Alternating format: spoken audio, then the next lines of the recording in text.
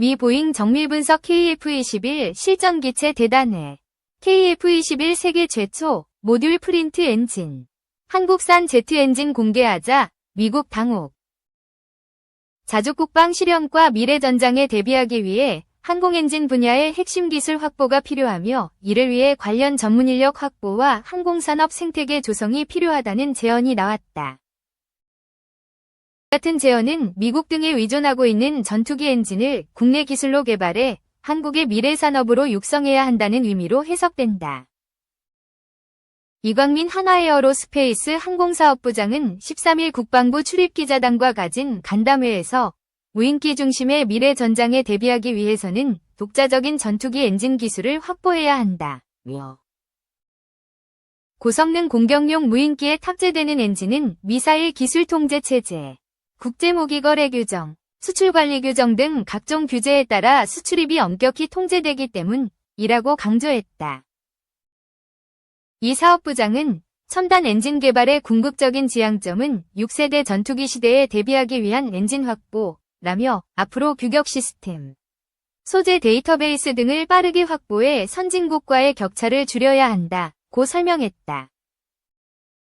이어 정부가 최근 첨단 항공엔진을 포함한 가스터빈 엔진을 12대 국가전략기술, 과학기술정보통신부, 신성장 원천기술, 기획재정부로 선정한 만큼 항공엔진 기술은 미래 방위산업을 이끌 핵심 기술이 될 것이라고 부연했다. 국내 업체들은 면허 생산 등으로 항공기용 가스터빈 엔진 일부 부품 제작 기술을 축적하고 있으며 한화에어로스페이스는 한국형 전투기 KF-21 보라매에 탑재되는 엔진을 미국 지휘사의 라이센스를 활용해 제작하고 있다. 전투기 엔진 개발 비용에 대해선 엔진 설계와 시제품 제작 등에 3조 3천억 원, 소재 개발과 시제 인프라 비용에 2조 원 이상이 들 것으로 예상된다며 6월 말에 개념 연구가 종료되면 기능별로 얼마나 필요한지 나타날 것이라고 이 사업부장은 밝혔다. 국내 독자 전투기 엔진 기술 확보는 항공엔진 부품 및 소재와 독자적인 정비업체 등 국내 약 100개 업체가 수입 대체 효과를 거둘 수 있어 국내 산업계 전반의 성장에도 기여할 것으로 평가된다. 정부도 전투기 독자 엔진 개발 필요성에 공감하고 이미 연구에 착수했다. 방위사업청은 지난해 초 국산 전투기에 적용할 1만 5천 파운드 힘 이상의 첨단 항공엔진 개발에 나선다고 발표했다. 방사청은 10년 이상의 연구개발 기간에 약 5조 원 이상이 투입될 경우 2030년대 중후반에 국산 전투기에 적용할 엔진을 확보한다는 계획을 세웠다. 일부 선진국들은 6세대 전투기 개발 경쟁에도 뛰어들었다. 6세대 전투기는 인공지능 기반의 자율화, 유무인 복합운용, 레이저 무기 탑재 등 4차 산업혁명 기술이 적용되는 만큼 고성능 엔진이 요구된다. 일본과 중국은 정부의 강력한 지원으로 독자 엔진 개발을 사실상 성공했으며 튀르키예도 최근 지휘사의 F110 엔진을 장착한 5세대 전투기의 첫 시험 비행에 성공했고 지난 2018년 관련 사업에 착수해 2028년에는 자체 엔진을 생산할 계획으로 알려졌다. 전 세계 주요 국가들은 독자 엔진 개발에 치열한 경쟁을 펼치고 있다. 2. 즉간 끝. 멋지다. 는 드라마에서나 겉멋 안 보았질. 즉간 끝. 김용현 국방장관은 취임하자마자 즉각, 강력히, 끝까지를 외쳤다. 전임 신원식 장관의 구호를 이어받았다. 말은 더 세졌다. 즉 강끝이 끝은 북한 정권과 지도부다. 그들이 도발한다면 정권의 종말을 맞게 될 것이라고 강조했다. 전시작전지휘권이 없는데 이게 가능하겠느냐는 합리적 의문에는 아무 말이 없다. 군통수권자 윤석열 대통령은 적이 도발해온다면 선조치, 후보고 원칙에 따라 즉각적이고 압도적으로 대응해 적의 의지를 완전히 분쇄할 것을 주문했다. 대통령이 되기 전에는 더 벅 스톱스 히어라는 해리 트루먼 대통령의 좌우명을 좋아한다고 떠벌렸다. 모든 책임은 내가 진다는 의미라는 설명까지 덧붙였다.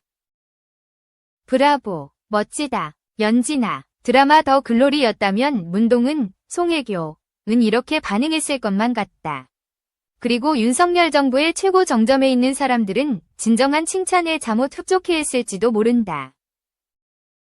하지만 현실은 드라마가 아니다. 대통령과 국방장관이 나서서 멋있어 보이는 말은 독차지하면서 책임은 밑에 있는 사람에게 넘긴다면 그건 결코 멋지지 않다.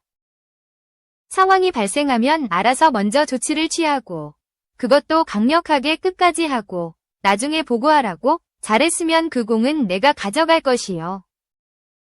혹시라도 1등병이 사망하는 사건이 발생하면 책임은 사령관도 사단장도 지지 않고 여단장 이하 아래 것들이 지게 하면 된다는 것 아닌가. 최상병 사건은 윤석열 정부의 무책임한 안보관을 적나라하게 보여주고 있다. 지난 13일 조선, 북한은 고농축 우라늄 생산시설을 공개했다. 2010년 영변의 농축시설을 방문했던 시그프리드 해커는 1년에 핵탄두 2기를 만들 수 있는 만큼 고농축 우라늄을 생산할 수 있다고 당시 평가했었다. 제프리 루이스는 2013년과 2021년에 이 생산 능력을 확장해 1년에 핵탄두 5기를 만들 고농축 우라늄을 생산할 수 있다고 평가한 바 있다. 이번에 공개된 사진만으로는 생산 능력을 예측하기 어렵다. 확인할 수 있는 것은 조선이 핵무기 생산 시설을 계속 현대화하고 있고 확장하고 있다는 사실이다. 해커나 루이스의 평가를 능가할 것이라는 가능성에 무게를 둘 수밖에 없다. 2020년 초 조선의 핵탄두 보유수를 30에서 40기로 추산했던 스톡홀름 국제평화연구소는 올해 초 이 수치를 50여 기로 상향 조정했다. 고농축 우라늄 생산시설이 현대화되고 확장된다면 당연히 핵탄두 수도 늘어날 것이다. 김정은 국무위원장이 기대하는 것 같이 기하급수적은 아니더라도 조선의 핵탄두 보유수가 100기를 넘는 날이 하루하루 가까워지고 있다.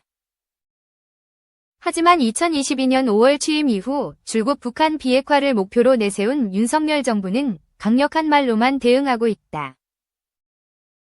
대통령실은 13일 북한의 우라늄 농축시설 공개와 관련해 북한이 우라늄 농축시설을 공개하면서 핵 능력의 가속적 강화, 전술핵무기용 핵물질 생산을 운운한 것에 대해 강력히 규탄한다고 밝혔다. 통일부도 어떠한 경우에도 우리와 국제사회는 북한의 핵 보유를 절대 용인하지 않을 것임을 북한도 인식해야 할 것이라고 말했다. 일본도 미국 정부도 마찬가지다. 일본 정부 대변인인 하야시 요시마사 관방장관은 북한의 핵과 미사일 개발은 일본 및 국제사회의 평화와 안전을 위협하는 것이므로 결코 용납할 수 없다며 한국, 미국 등과 협력해 북한 핵 탄도미사일 프로그램의 완전한 폐기를 요구해 나갈 것이라고 강조했다. 존 커비 백악관 국가안보소통보좌관은 북한의 핵 야망과 탄도미사일 기술 및 프로그램 진전을 계속 주시하고 있다며 이것이 우리가 한반도 주변 지역의 정보, 감시, 정찰 자산의 우선순위를 두는 이유라고 부연했다. 한미일 3국 정상은 2023년 8월 캠프 데이비드에서 발표한 정상회의 공동성명 캠프 데이비드 정신에서 또 함께 채택한 캠프 데이비드 원칙에서도 북한의 완전한 비핵화를 다짐한 바 있다. 북한 비핵화는 비상한 효험이 있는 주문이 아니다. 그 주문을 여기에도 찍어놓고 저기에도 찍어놓는다고 이뤄지지 않는다. 그 공약을 주문처럼 되뇌기만 하다가 현실은 정반대로 가고 있다. 3국 정상이 내세운 공약이 이처럼 처참하게 무너지고 있는데 3국 정부에서 나오는 대응은 잘 보고 있다, 강력히 규탄한다, 결코 용납할 수 없다는 말잔치뿐이다. 드라마라면 이런 대사 한 줄로 스트레스를 확 날릴 수 있다. 하지만 이런 대사를 골백 번 되뇌어도 현실의 핵무기는 사라지지 않는다. 정부가 겉만 만든 안보 행태를 보인다면 스트레스만 쌓이는 것이 아니다. 핵탄두가 차곡차곡 쌓이고 있다. 조선은 이 핵탄두를 한국에 배달할 미사일들도 차곡차곡 쌓아가고 있다. 미사일 시험 단계는 진작에 끝냈다. 다종다양한 미사일을 생산해 부대에 배치했고 핵미사일 사용을 위한 군사훈련을 실시하기도 했다. 이것도 모자라 18일에는 4.5톤짜리 고중량 탄두의 정밀타격 능력을 과시했다. 핵미사일뿐만 아니라 가공할 위력의 통상미사일도 차곡차곡 만들어 나가겠다는 선언이다. 그런데 한국군의 대응이 아슬아슬하다. 18일 합동참모본부는 탄도미사일이 약 400km를 비행했다고 발표한 반면 조선중앙통신은 그 다음날 사거리가 320km였다며 발사 장면과 탄착 장면의 사진을 공개했다. 사거리에서 무려 약 80km나 차이가 난다. 서울과 원주 정도의 거리다. 조선중앙통신이 순항미사일도 함께 발사했다고 19일 공표하고 나서야 군 당국도 순항미사일이 있었다고 뒷북을 쳤다. 윤석열 정부 지도부는 겉멋만 내는 안보정책을 외치고 있고 군 당국은 그 책임에 버거워하고 있는 것은 아닌가.